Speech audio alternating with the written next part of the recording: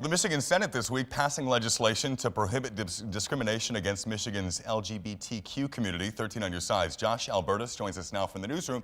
And Josh does that in a number of different ways. What all is included in this bill? Well, Charlie, it's a call to amend pre-existing civil rights law in the state and expand it to include members of the LGBTQ community as protected classes, among a number of other priorities that the Senate majority moved to tackle this week. State senators this month passing legislation to codify protections for the LGBTQ community into the state's civil rights law.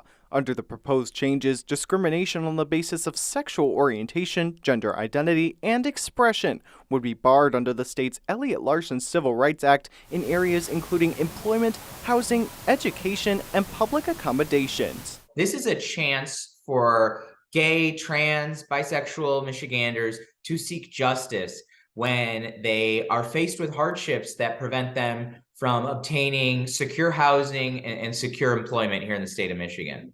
The bill passing with bipartisan support, opponents of the bill, however, calling into question the impact they believe the changes could have on religious freedoms in the state. The unavoidable divide here is that implementing this bill before us would inherently infringe on the free exercise of religion. Supporters rejecting the argument, saying the changes would not interfere with protections for religion already written into the act. In Grand Rapids, a city known for its welcoming stance toward the LGBTQ community, local advocates celebrating the bill's passage through the Senate as a much-needed first step. We are deserving of these same dignities, and that no one should be discriminated against for their orientation, their gender identity, or how they present themselves. Even with the bill's movement, however, McKinney believes there's still more work ahead to ensure local residents are fully protected and respected. I mean, there's definitely more to be done, especially because there's still a difference between policy versus practice.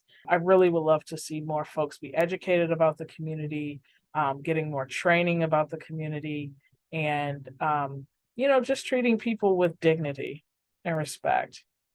The bill now moves on to the House, where it is expected to pass before moving on to Governor Whitmer's desk. The governor has indicated that if it does pass the legislature, she does intend to sign the bill into law. Charlie?